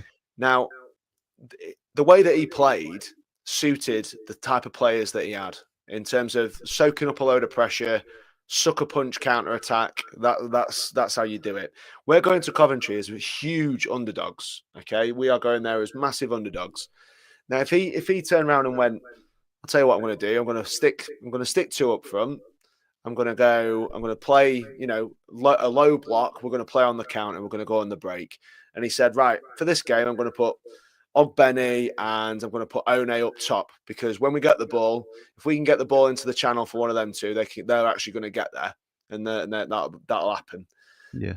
And do something different. Why not? Because actually, if we go and play like we are doing with the personnel we've got, in the low confidence that some of them are, 3-1 at home to Derby, what's it going to be away to Coventry? You've got to have a method of play, and sometimes it's got to be ugly, sometimes it's got to be cut and thrust, it's got to be counter attack, it's got to be 11 men behind the ball. We just got to have players who can get out. And I watched Benny do that. He did that. I watched him play for Ireland the other day, and he did that because Ireland are used to conceding possession against good sides and then hitting on the break. And Benny did a really good job of getting the ball and carrying Ireland up the pitch when there's open spaces to run into. So if we're going to concede 75% of the ball on Tuesday night, stick him an One up top. Give him a chance to run at the players. There's one thing good players, even good defenders, can't handle, and it's pace. I'd be looking at completely changing it, Jim, because he can't go with what we're doing now. It's just not agree with you, working. mate. I agree with you. Right, we were an hour in. I haven't read one comment, so I do apologise. But we'll get to as many as we can now. Dave Morwood with a £10 super chat says, "Evening all, should be 10k, £10,000, Jimmy, but I'm not that rich. Well done, truly deserved. Up all the rambles, up the 5 positive blades, up the blades. Thank you, David. Very generous. I'm going to read these super chats out first because I really appreciate the. We need some of their positive, Jim. Yeah, we do. Matt SB, what a brilliant bloke, to be fair. Not just because he's gifted us a super chat here at $4.99. Here's the 10k, everyone. Well done, lads. When my channel was deleted, he was one of the first people on at me to try and, this is what you need to do, mate. This is what, come on, we'll sort it. We'll get it back. We'll sort it. He was straight on it. And I've only met him a few times, and never in person. What an absolutely top bloke. Thank you to Matt SB for everything you've done to support us. The Saint, big thanks to Man Mountain and Dave the Nose. One reason you're on 10Ks already and not 5K, major part of it all. Thanks, Jimmy, says the Saint, £5. Absolutely right. Huge part of it, lads. Huge part. We would not have progressed at the rate we have without your involvement. There's other people to thank as well, but I think you two guys have spearheaded it in terms of, not just me being on screen, because, who wants to hear from me all the time. Johnny the Clown with a $9.99 super chat says, tenner nearly for 10,000 followers up the Ramble. Thank you, Johnny. Very much appreciated, mate. Daz with a $5 super chat. Congratulations, Jimmy. You've come a long way since the kitchen days. Quite poetic that the 10k was announced by Jamie Dumpling up the blades. Yeah, I know. One of them things into it. Never mind. I've got for the stream tomorrow, I've put together a bit of a compilation, and Jamie Dumpling has made the cut. So, I'm looking forward to. Thank you, mate. I'm looking forward to showing that tomorrow. And Rich Carrington with a silent 20. Thank you very much, Rich. Absolutely top man. Has become a huge part of our Platinum group over the last few months, and was obviously part of the Skills People group. I think, if I still got it's on the different thing, but he was the reason I went to the Watford game in the director's box. Also let a couple of Ramblers come with us as well. It was absolutely brilliant. Thank you, Rich. And we've got something else coming up that he's been able to sort for us as well, which I'll get stuff, to Rich. as soon as I can. Yeah, he does. He's good. Very good. He is good. He knows it, but he's good. So Alex says, got to start with a positive. Congrats on the 10k. Fully deserved for an incredible Blades channel. Brilliant community. Great to have a place to vent, celebrate, and listen to different opinions together. Thank you, mate. But the Blades, what has happened? Who's to blame? Owners have to take their fair share. But what more can they do? Is anyone now confident of staying up? So I think we're all quite confident currently of staying up. But I think you have to respect the position that we're in. Dave said it as well. You have to get out of where we are currently. Paul thinks we'll have enough of a go in January to pull away from it, which I tend to agree with. But you can't. While ever we're down there, we're still there, and it's got to be overcome before it's looked past. Joe says, I think we've got a severe lack of sharpness throughout the team. Agreed. Me and McGuinness are slow. Peck's passes seem to always be a yard behind. Ogbenny can't beat a man. We're so slow at moving the ball. I completely agree. I know Paul's seen a bit more in Ogbenny recently, but overall, I agree with that point. Charlie says, very confident we stay up this season. We should have a better chance once the transfer window opens. Focusing on the basics should take priority now, as only 10 more games to go before we start replaying already played teams. Up the 10k Ramble, like and subscribe. Thank you, Charlie. A long-time Platinum Rambler. Very much appreciated. Thank you, Charlie. Justin says, first off, congrats, Jimmy. 10k is huge. Thank you, mate. On to the Blades. This scenario is why I didn't want CW back. Where do you go from here? They can't sack him again, can they? You can't blame the owners fully. The last few performances, tactics, subs are prime Wilder from last season. It's on him now. Can't blame Sayers all season. Up the Blades, up the Ramble. Anybody else feel that way? Wilder's got to be the one to answer now, from now, really, essentially. I think this is when he earns his money. This is... I think the hardest thing, and yeah, you hear people talking about how when it goes wrong, it can go very wrong very quickly. This is when the best managers turn the ship round, and he has done that. And so I still certainly give him the time to do it. Bean says the answer to your title is yes, we are in a relegation scrap. If you don't think so, I'm sorry, you're deluded. We've lost 10 out of 13 games. If you offer me fourth bottom now, I'd snap your hand off. We're in danger of being adrift too soon. Are you accepting fourth bottom if I hear it now, Paul? No. Dave? No. Why do you say no? Because there's a lot long. There's a long way to go this season, and for future seasons, we need to do better than finishing fourth bottom. Okay. But you don't believe that we're going to get promoted? No. So essentially, it's the same outcome, isn't it? It's just embarrassing. No, I don't think you can't after 13 games of a season, you can't take fourth bottom. So no, you can't. No, I agree with you. I'm playing devils, but it's... we get to 33 and we're still in the brown stuff, mate. I'd snap your hand off, but we're. Fair dues. Good point. Brett says, evening guys, only just over a quarter of the season played, and as bad as the results have been, plenty of time to rectify our position. Only takes a run to come. Question, I feel our midfield is unbalanced, pace on the right and none on the left, which stops us breaking on teams effectively. Would you put a pacey winger there, or put Gus, or keep Gus on the left, essentially? Trouble is, who, Brett? That's the thing. Who are you talking about? Because McCallum doesn't look like he's got enough pace. So McCallum, Burrows. I'm not saying Burrows is a pace merchant, but would you play them further forward to try and give you more of a natural balance? Or do you think Brooks, yes, he's very inconsistent. I don't think he did much at all. But he played well against Preston. So it's a difficult one, isn't it? Who have we got? It's just... John says, Jimmy, congrats on 10k. You're more than a guy with a microphone. You are the voice of the... Oh, my God. Thank you, John. Joining in with Man Mountain and Dave's request. You have more match reporters than the Star and more pundits than the BBC. Up the Ramble, up the 3MB, like and subscribe. I think the season would be a success. If we finish 21st, the January window will be huge in defining this season. Yes, it will. He has got a lot of work to do in January. Thank you, John, for your kind comments, mate. Paul says, I think that's the worst set of loans we've ever had. Plus, what have we signed permanently? Shocking. Nothing up front or midfield. Even worse defence. I think it's fair to say, Jim, that the loans this season, and we've always said this on this channel as well, they need to be players that you wouldn't be able to acquire through normal means. They need to be better than that, with a lot more potential, usually from the Premier League, usually from a club where they're not going to get a lot of minutes, but they're going to be our better players. Morgan Gibbs White, et al. Sort of, that Dean Henderson. And I think they actually weaken us, don't they? So I think what we've seen is we've gone punts. We've had punts on players that either, like you say, might be still recovering from an injury, or he's leaving him out. He's leaving him out of the squad. Yeah, no, they're not his, are they? That's the other thing. But what I'm saying is we've Godfrey, signed Barry, Binden's not getting a kick. Yeah, that's right. But he don't fancy any of them, does he? No, and none of them have proved him wrong. I'm agreeing with you. Okay. If they were the type of players you're talking about, there's no way on earth Wilder comes in and goes, well, they're not even getting in squad. Are they? No. Ray says, well done, Jimmy, on 10k subs. Best channel going. Thank you, mate. I think when Gus is back, Chris will probably play him at right back. He's played just about everyone else there. SUFC 81 says, congrats on the 10k, mate. Thank you. Sheila says, evening 3MB, all well, I hope. Yes, we are. Thank you. Hope you are too. This is not a Sheffield United side or a Wilder team that would run through a brick wall for him. Only Cal and City, when he's up for it, are showing any energy at all.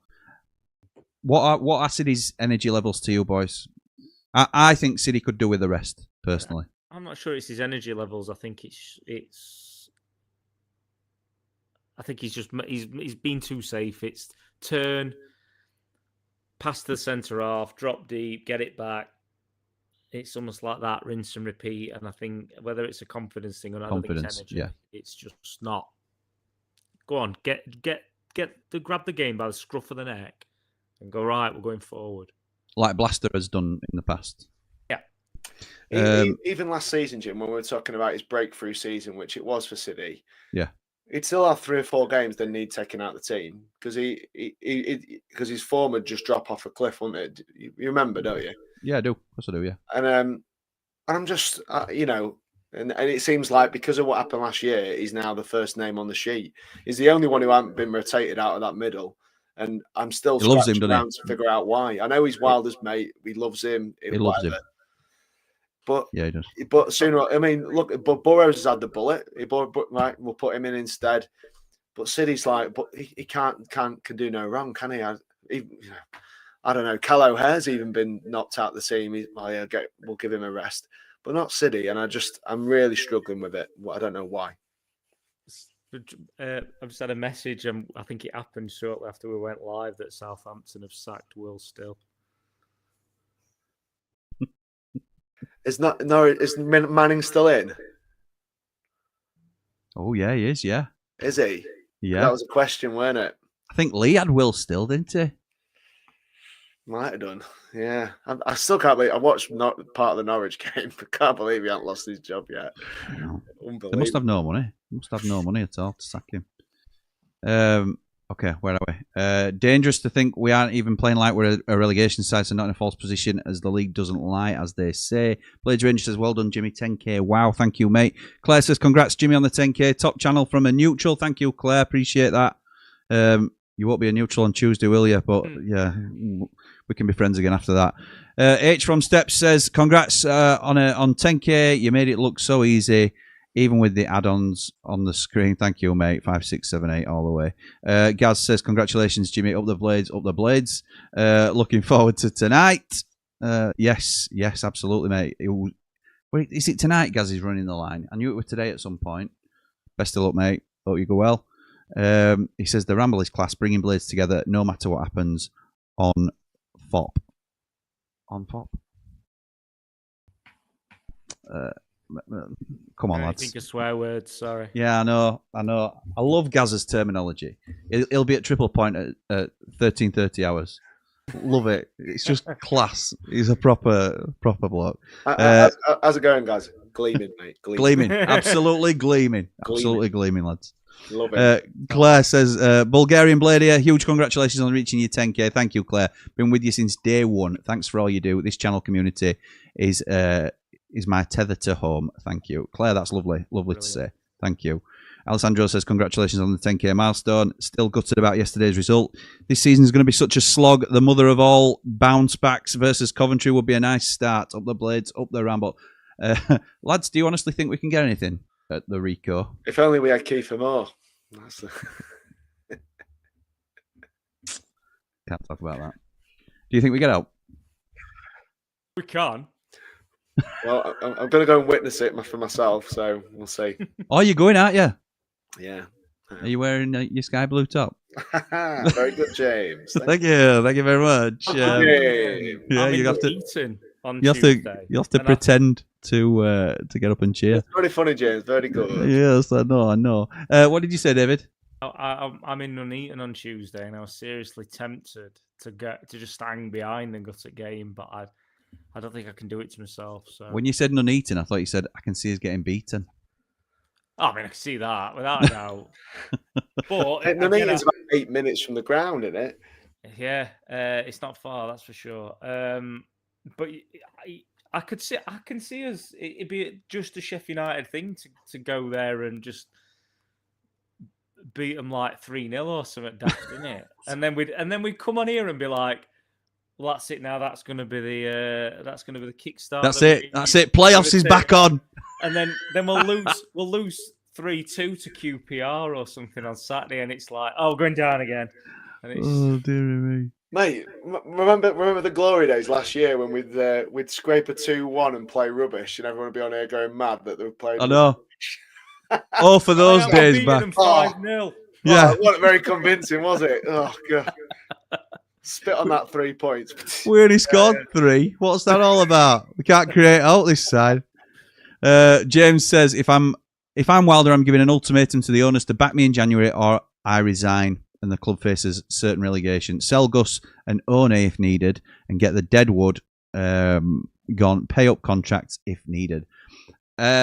Couple of questions from this, lads, and I do mean to try and speed through a few more of these comments because we've got loads and I appreciate it, but I don't want to go on too long. But I'm just interested to hear what you think. Sell Gus in January. That's one point that James makes. Would you consider that, David? I think we had this question last week, didn't we? And I'll stick to my same answer. If the money's stupid, yes, but otherwise, absolutely not. Paul? No, you can't sell Gus. Can't create chances, and he's the most creative player of them. Maybe. Would you sell One if we're getting a Sula offer? Yes. Yeah. Yeah, absolutely. Yeah. Silly question. I'll drive him there myself, and then I'll. Okay. Here's another question then. Here's another question. If Wilder doesn't have a great January, does he risk his legacy being tarnished at United if we continue to stumble through this season? Right. The only way he tarnished his reputation the first time was because of the way that he left, and that was his fault. We were the middle to bottom of League One when he came in. I know this. And we ended up 9th in the Premier League. We're not judging him. So, we're not. No, and we're not allowed to. Nobody is. You say everyone's entitled to an opinion. They're not. They're not. Okay, yeah. And that is the view of the mountain. Listen, if they're going to tell me that Wilder's bad for our football club, based on where you've got to remember where we were when he turned the ship round. I do. Everyone's got to remember that. You're not allowed to sit there and go, no, because this season is okay. Is if we finish 18th, is he still the right man for the job? They can't fire him after this season. The way that they treated him at the start, and then the way that he's not got any of his own players. It's only here to ask the nonsensical. I'm a reporter.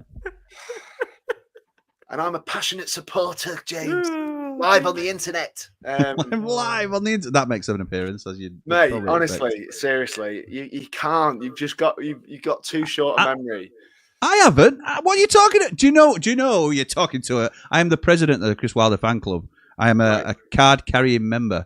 But I have to ask you if he's going to tarnish his legacy. I'm talking to everyone else. You can't say, he's tarnished. You can't tarnish his reputation. He saved us from complete mediocrity, like worse than mediocrity, rubbish for 5 years of rubbish. Best time I've ever had as a Blade. You don't have to try and convince me, but I still think it's a because of how strong he's been in the past for us. If he then cannot turn this around and we continue to be poor under his management, does that tarnish his legacy? I think that's a fair question. I think we're allowed to, go on. No, go on. We're allowed to criticise him, obviously, because we're supporters. You know, this is our club, this is our team, it's his team as well. We're allowed to be critical. We don't have to manage people's egos like he does in the press, where he's not allowed to dig them out. We are allowed to do that because we're paying supporters, aren't we? We go to the games, we buy the shirts, we're allowed to have an opinion, right? But it won't tarnish his reputation. I just feel like we've got to remember where we were. Even though Saturday was rubbish, right? It was rubbish. It wasn't that good. Yeah, it was. But it was still way better than what we had under Sayers just 10 games ago. It was.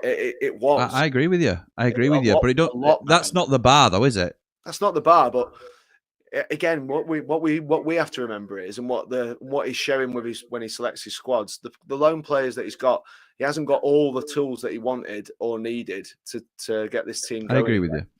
And You've got to give him the opportunity to do that in January. And if he keeps us up this season from where we were rock bottom. So anything better than that, okay, I'm not saying that's good enough, but 23rd still keeps his job. But I still think they can't get rid of him at the end of the season, because I think the fans will turn on him if they do that, because he needs a fair. I'm worried about the fans turning on him eventually, and I'm not saying that it'll happen anytime soon, because I don't think it will. Like I think they can see what a mess we're in, and that he will do everything he can. But I think he walks away before his reputation gets tarnished too much. If he doesn't think he can turn us around, I think he'd resign before. No, but I don't think he should resign. I don't think that's not how he should be. He should behave, because he'll then go. Because if he did that, he'll obviously have a problem with how he's been backed, or he'll have a problem with something that's gone on, and he'll blame that instead. Wilder has turned the ship around before, and he can do it again. We've got I still think the players that are in this squad, with the players that are set to come back, are going to be plenty good enough to survive in this league. Yes, we're on the back of a disappointing performance, but these performances under Wilder are, although they're not champagne off the ceiling performances, they are much, much better than the abject rubbish. And yes, Saturday wasn't great. 3 mistakes, 3 goals for them. Morris took his chances. That was the difference. Okay. And I just feel like we've got to give him an opportunity. Yes, he's scratching around to try and sort a team out. It's hard, isn't it? It's nothing's going to be perfect, but we do look like we are competitive in matches. Take those 3 mistakes out of it, we win the game on Saturday. And I know it wasn't a great performance anyway, but there were 3 decent mistakes there.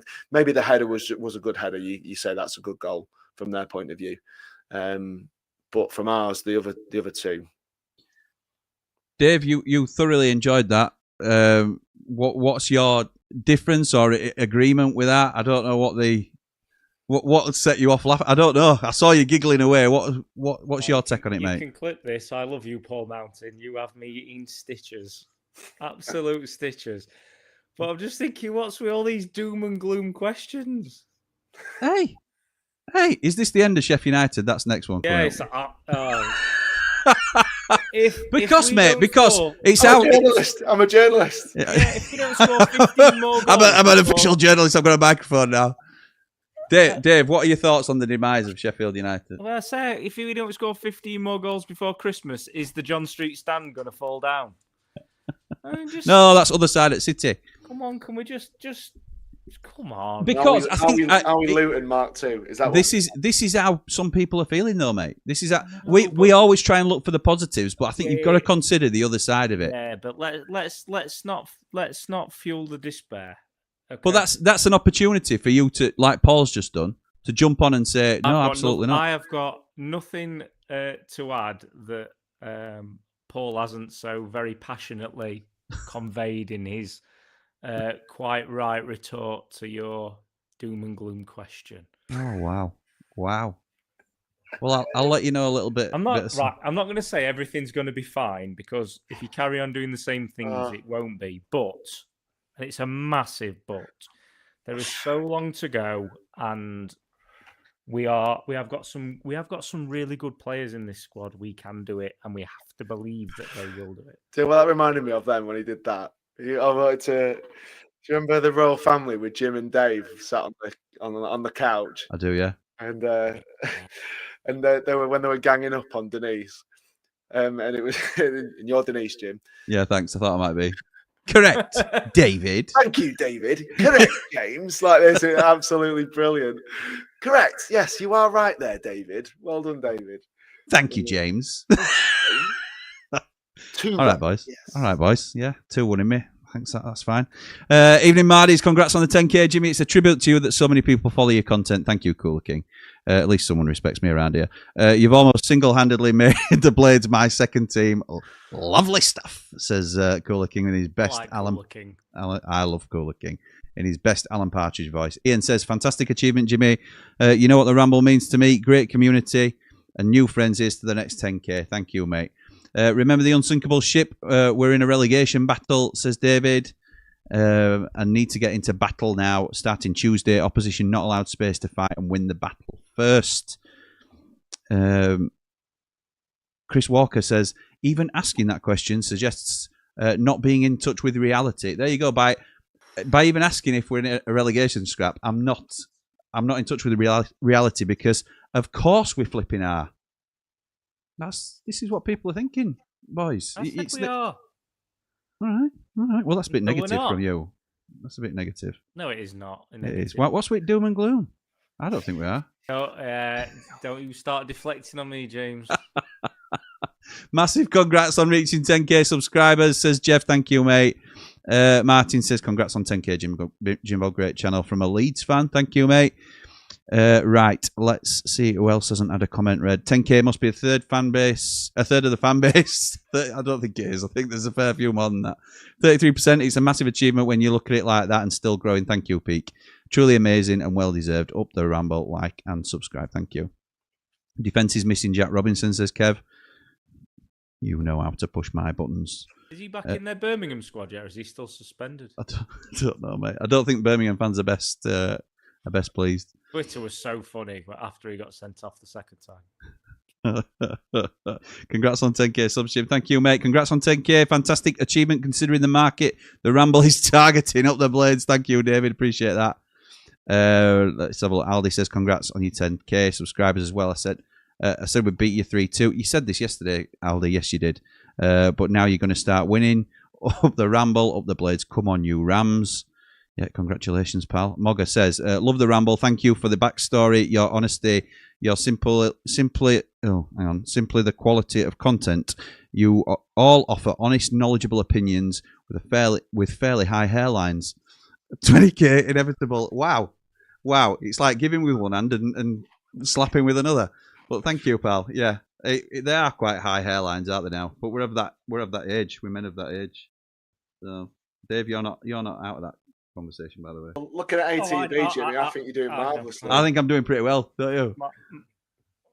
Yeah, it's yeah. I'd have been calling for a Wayne Rooney before now, I would have thought.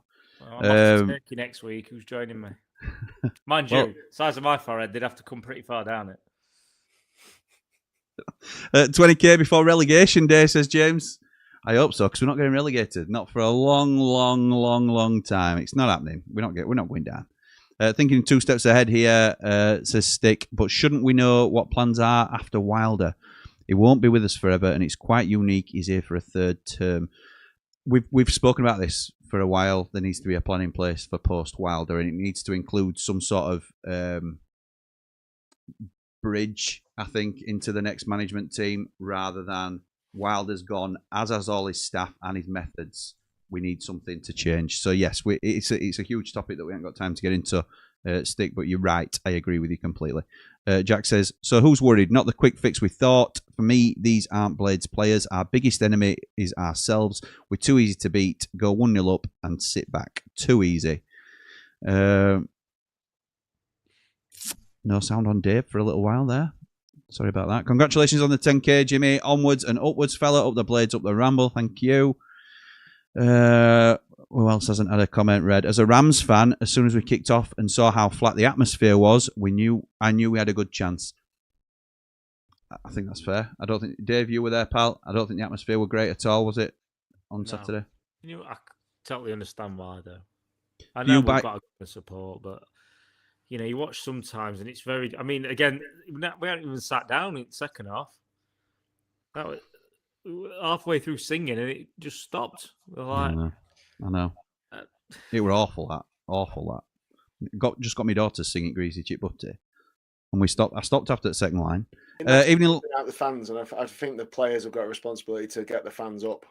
Really, they've got a responsibility. I know it's great if everybody just screams all day, but it doesn't happen when you're when your team's lacking confidence. You need the players to do something to get the fans going. Yeah. I know.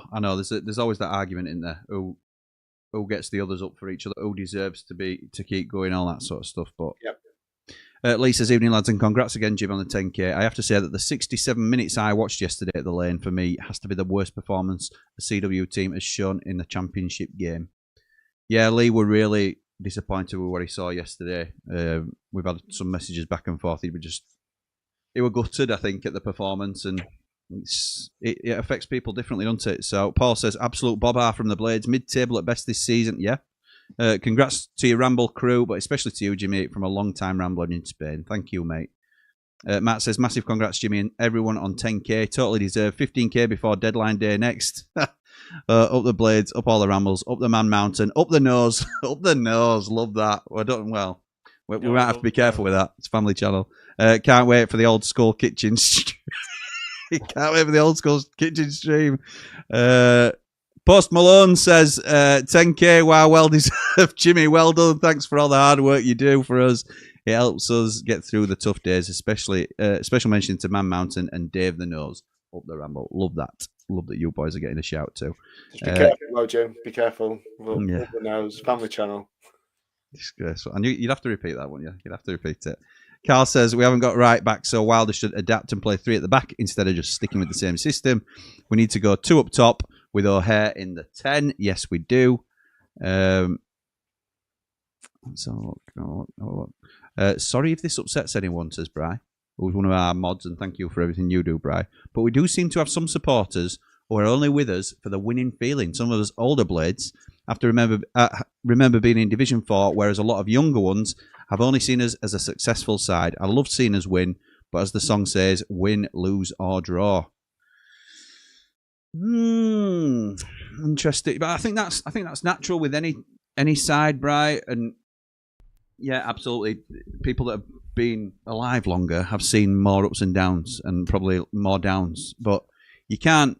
Jamie Dumpling is the example I'll use because he's the one that I know. He's 19. He don't remember. I don't think he was born for the triple assault season, so that gives some people an idea of where he comes into it. But it doesn't mean, just because he has a different opinion of how United are in the pyramid, it don't mean he's not allowed to be disappointed with where we are, or all that sort of stuff. So it's different. You've seen the rise, Bry, and that is great. And I think part of that is, it's similar to what I experienced with Wilder and us 3 experienced, and a load of other fans in terms of that time of our lives as well. You've probably seen it twice with Bassett and Wilder. So it's the roller coaster has just been a longer ride for you. It doesn't mean that just because you've seen the lower lows doesn't mean you haven't had the high highs as well. You were in the top division for a long time with Bassett that a lot of younger people hadn't seen. So I think, being fair, mate, it's just a balance of longevity, isn't it? And that's how United are. We know that. Brett says, can blame recruitment, data-driven recruitment, but a good coach and manager gets the best out of what he's got. He's not even doing that at the minute. Lee says, Godfrey, Bindon, Shackleton, Barry, Cannon, Ogbenny, not good enough. Get them sent back, sold, or freed. They're just not good enough. James says, we've lost to some poor or an average teams. I said on transfer day that he brought in quantity rather than quality. Well, if you said that, mate, you were right. Jimmy says, losing goals at crucial moments, like straight from the restart, is a killer. With no Gus, Vinny, Blaster and Peck being miles off it, there's no midfield. That leaves the defence under pressure. Mark Meldrew says, favourite moment of yesterday when McGuinness has put his hand up for offside when the ball's been played by our man. Christ. Yeah, I saw that too. Matt says, don't want to be too negative, but got a god-awful feeling we'll lose to the Pigs. Hope I'm wrong. Can't even contemplate that game at the minute, pal. Bryce says, evening, lads. How long is Hamer out for? Very poor performance yesterday. Well done on the 10K. We don't know is the honest answer. We don't know. Drinking is not the answer, Mr. Mountain, says Barry. You don't know what the question is, Barry. Lee says, we looked far better when Davis came on. If we could just keep him fit and play him alongside Peck or Blaster, that is a Dave the Nose. You will get a big nod if you haven't already had one from Dave. Dave's his agent. Glenn Kamara in the comments, thank you for joining us, says, we lose to Wendy in a couple of weeks just to top off our terrible start to the season. Possibly. But Alan says, putting on a dwarf to cover a giant. A dwarf? A little bit harsh. Not sure if Wilder can get us out of this. Never going to back old managers as replacement. Fear it's going to DVD in tears, and he actually means end in tears. Time will tell. Let's hope not. Dino says, I do think the Wendy's will be way up for the derby. Not sure Chris can get this lot up for it. I really hope I'm wrong, because if we lose badly to them, the lane will be toxic. Roll on January, up the blades, up the rambles. Or it can be the game that galvanises us and kickstarts our season. We'll cross that bridge when we come to it. There are different ways of looking at it. Go on, Dave. Go on. We're expecting me to be super negative or something. Well, I mean, you've been doom and gloom all night, so Oh we're my expecting you to say it, like forever and everything. Oh my God. Am I not allowed to be concerned about my team? No. Okay, thanks. Thanks for clarifying. Congrats on the 10K, guys. Thank you, Doug. Andy says, Tess need a striker who can hold the ball and good in the air. Or it might have been yes, I think you were going for.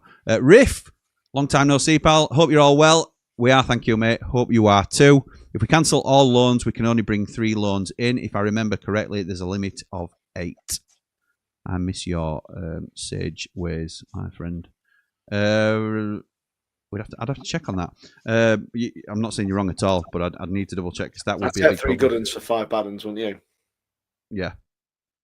S8 says, really feel for Godfrey. Hope that he gets the help he needs. Me too. I think he could be a huge asset. I don't rate McGuinness, unfortunately. Also, congrats on the 10K. Thank you, mate. Don't disagree with anything you've said. Shackleton could be like... Sorry, did you have your hand up there, Paul? No. All right, okay. All right. Shackleton could be like a brand new signing. He's an unknown quantity. I agree with that. I'm sorry. Can't. Oh, dearie me. Unless it's into... Who's going to save the season, lads? Shacks. Man or... Boots on. This is what we've come to, innit? This is what we've come to. Somebody carrying on that spare goal they bring out when they're doing shooting practice in warm-up. There's a comment here that I'm not going to highlight because your username is something I can't bring up on screen, to be honest. But he says, Jimmy, you probably won't want to read my message out, but do you remember me saying 2 months ago that I would snatch your hand off for 6 from bottom, and you and lots of others laughed at me? No, I don't remember you saying it. I don't deny that I don't doubt that you said it. We probably were in that mindset at that time. We probably still are, if I'm honest. You can't take... Lads have said the same about 4 from bottom. You can't accept 6 from bottom now. You can't. There's too many games to play. There's 33 games left or something. I think we've got to have confidence that we can at least climb the table. And it's one of them things. I would advise you as well, pal, change your username, because I don't think you'll get many comments read out with a political name like that, to be honest. Right, can I say something like very unpopular now? And I know that's not uncommon for me, but I love it when you say stuff unpopular. Go on, mate. I don't think you can say we're in a relegation scrap until the finish line is there. You can say you could probably say if you were 10 points adrift at Christmas that you look like you're probably going to get relegated, but you're not in a relegation fight until the last 10 games, surely. Like you've just said, 33 games. We can't just go, oh, we're in a relegation. We're not fighting relegation now. What are we doing then? What are we doing? You can't just be going game to game. You can't say you don't look at the table. No. But you're building a platform, aren't you, for the rest of the season? Yeah, managers do this all. You get to halfway, you get to the next 10, you get to the next 10. You know, I still have to believe that this group of players are better than where they are in the league at this point. And I think this talk of relegation, if we're still down there after Christmas, then yeah, we can start maybe mentioning this is that. But 33 games, like you just said, that where did Nottingham Forest get? Nottingham Forest were when they rock bottom. It was rock bottom and got promoted at this stage. Was it Forest? Yeah, well, Forest. I think they were a bit further on though than this. I think they were about 6 or 7 games in. I don't know, but they went on and got promoted from there. And I'm not saying that's what's going to happen. It doesn't look like that's going to happen for us. But you know, I don't think we can start talking about relegation until we get somewhere into February, March, can we? Surely. No, I agree, but I also, at the same talk, I don't think we're in a relegation scrap. But like Dave was saying at the start, you can't discount where we are in the table, and there's a lot of work to do to pull yourselves out of the mess. You still think we'd be there if Wilder had been in from the very beginning? Because there's 5 or 6 games at the start. They were written off by somebody else, weren't they? And he's come in trying to turn the ship round. He's got 9 points. Right. I think if he'd have had those first games, we might be on something like, you know. I don't think you can't say, can you? Because you can't. Anything. So I think the squad would look very different. I think the squad would look completely different as well. So I don't think it's that bad yet. Okay. Clarky says, evening boys, Cannon and Barry bombed. Matos right back, Ings in the 10. No formation change because no 9. Has he gone early with I need support board? It's a dangerous game if so. Love that, Clarky. Love that you're back in the comments, mate. Hope you're feeling better, mate. He's been struggling as Clarky recently, so fingers crossed you're on the mend. Nige says, congrats on the 10k, Jimmy. Well earned, pal. Keep the subs and likes coming in, ladies and gents. Thank you, Nige. Jamie Dumpling says, congrats on the 10k, Jimmy. Hope you enjoyed the Ollie Mack video. So Jamie got me a video from Ollie McBurney on behalf of the Ramblers. Thank you very much for sorting that, Jamie. It meant an awful lot. Uruguay White says, well done on the 10k. I guess a lot of Leeds fans have helped you get it there, but a testimony to you and your guests that we still tune in to watch one of the best creators and nicest guys out there. Thank you, mate. I really appreciate that. That's a lovely thing to say. You should try for Pirro on loan, says Tim. Farker isn't going to give him a game. Proven championship scorer. Will Farker get to decide that? Is he going to get much longer? Pirro's better than what we've got, if I'm honest. It's just, it won't be a bad shout at all. But we'll see when January comes around, because the situation at Leeds is probably going to be different. Mr. V, unbelievable. £100 super chat, $100 super chat. Congratulations, Jimmy. 10,000 and counting. Mr. Vancouver, you are incredible. Thank you so much for your generosity. Will says, congrats on 10k. To all involved, grafted for that, Jimmy pal. 20k before Christmas Day. Don't start with stuff. Which Christmas Day? Up the blades, up the ramble, like and subscribe. Home Funk says, congrats, Jimbo, on 10k. Thank you, mate. Ben says, evening 3MB. Keep up the great work, lads. Us Blades really do appreciate the time and effort you put in, week out. 10,000 and counting. Up the blades, up the ramble, like and subscribe. Thank you, mate. Brand says, evening, lads. Congrats on 10k, pal. Started watching you when you had about 50 subs. Thoroughly deserved. Thank you, mate. Think we should be having a look at that Zan Vipotnik at Swansea in January. Proper number 9. I'll have to have a little look at him then, see what you're saying. Claire, who's a Cov fan, says, Man Mountain, what block are you in? Careful. Careful. Ben says, congratulations, Jimmy, on the 10k. Here's to the 20k by Easter. Up the blades, up all the rambles, like and subscribe. Did nobody get my joke there? Okay. No, it don't matter. LA Sawdust says, morning from The Rock. Good morning. New South Wales boys, come on, you red and white wizards. Captain Blade says, congratulations, Jimmy, on 10,000 up there. Yeah, thank you, mate. I think we've got to be almost there now. Got to be almost there. I've kept these boys way too long. They'll be in such trouble. Romeo Dunn says, to be honest, I don't see us getting anything this season. Romeo is done by the sound of it. Blade Running says, after yesterday's performance, top half will be a sensational achievement. Sensational, good word. Good word that. O'Hare was the only positive. Congrats on 10k. Up the blades, up the ramble.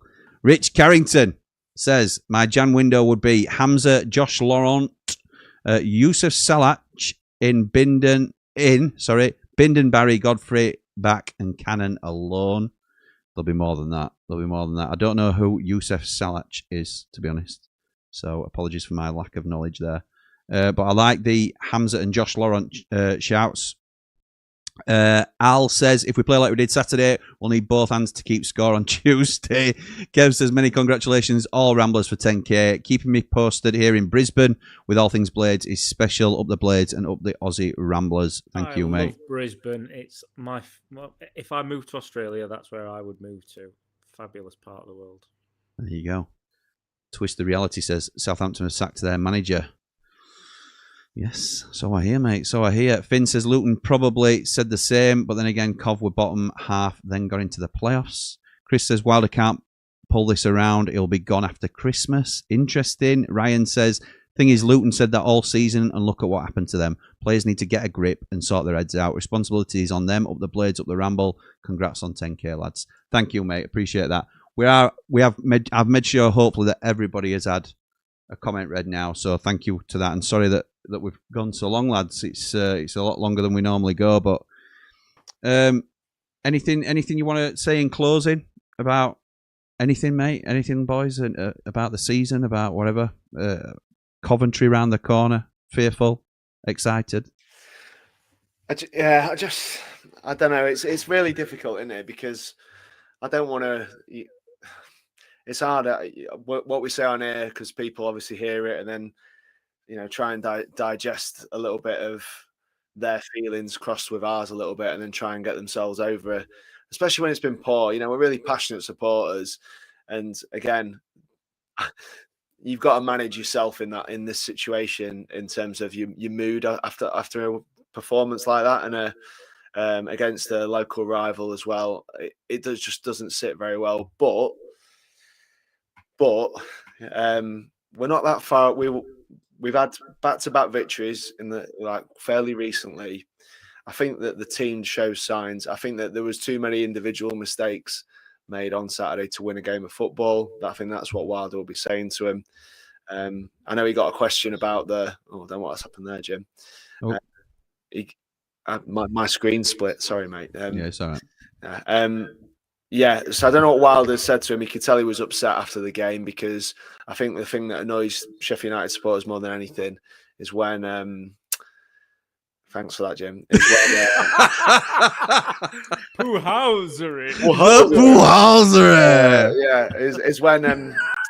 Is when it's not a Chris Wilder performance or a Sheffield United performance, and I think that's the main problem with what people, and I think that's where a lot of what diehard supporters are really upset about is the fact they didn't look like a Sheffield United team, and that's fair. That is fair enough based on what we saw, but no, whatever happens on Tuesday, it's we can turn it around. We've still got good players to in this team. They've just got more of them have got to turn up than just Cal O'Hare, and that's where I am with it still. And I don't think we should be too doom and gloom just yet. Well said, mate. Well said. And apologies, yeah. I was trying to do some stuff in the background that definitely didn't go unnoticed because I was just. I almost had it. I almost had it, and then you never had it. No, I never had it. I was just going to say, Dave, save me, mate. Save me. No, mate, you're on your own. Wow. From Dave the Nose. Absolutely incredible. David. Thank you. It wasn't, Paul, that was not a slight on you, mate. I was trying to do some work in the background that I should have had already sorted for something else. And in fact, I think I've even got to put you on screen to be able to do it. So it was my error. Don't worry. The Ramble is not changing. 10K or no 10K, we will never be professional. Are you sure it's not changing, Jim? Are you sure it's not changing a little bit? Oh, it might be changing. Sure it's not going to change a little bit? Might be changing a little bit. Look at that. He's already been kissing it, look. Oh. I'm not kissing it. Oh, it's weird. It's a bit close to your face, mate. Well, I don't know how to use it. I need to get some tips off Jamie Dumpling as to how to use it, don't I? Because he uses a mic like that. Yeah, I know. So, I know. That's frightening that you don't know how to use it. I've got to be honest. I do, Dave. What are your thoughts on it? That is frightening. There we go. So yeah. Rubbish. Okay. Yeah. You've been so negative tonight. No. Do you know what? No. Do it again. Do it again. Oh, it's absolutely amazing. What a result. Yeah. Fabulous performance. Fabulous 3 points. Thank you, mate. Thank you. Well, let's hope we get some opportunities this year for you to showcase your mic skills. And you'll get to find out all about this cryptic stuff that we're talking about right now tomorrow. The plan is that we do a stream at 12 p.m. midday, so you can all get there on your lunch breaks, and it doesn't fall one side of the press conference. Obviously, Wilder's press conference might force it to be moved at some stage, but we're aiming for 12 o'clock on the dot for a retro ramble back in the kitchen, just like old times, to celebrate, really, and say thank you to everybody that's helped us get here, and to also let you know a little bit about what's coming in the future. But, yeah, Sheffield United, another poor performance and a bad result, but we've quickly got the opportunity to turn this around now against Coventry. Really tough task. Toughest test of the season so far, undoubtedly. They've had a blip against Wrexham, but they've been on absolute fire before that. And chances are they'll want to rectify that on Tuesday night, and we're really going to be up against it. But, I mean, a loss on Tuesday night is not the end of the world. I think we have to have that laid out straight away. I think most people will, like Paul says, have us as underdogs for the game. If we take a point now, don't we, lads? We take a point all day long. all day long. So I never say this, but yes. yeah, we do, don't we? We do. That's got to be realistic. So yeah, on to Coventry and then QPR before that, which there's going to be loads happening on the Ramble this week. So keep it Ramble for now. But for now, come on, you red and white wizards.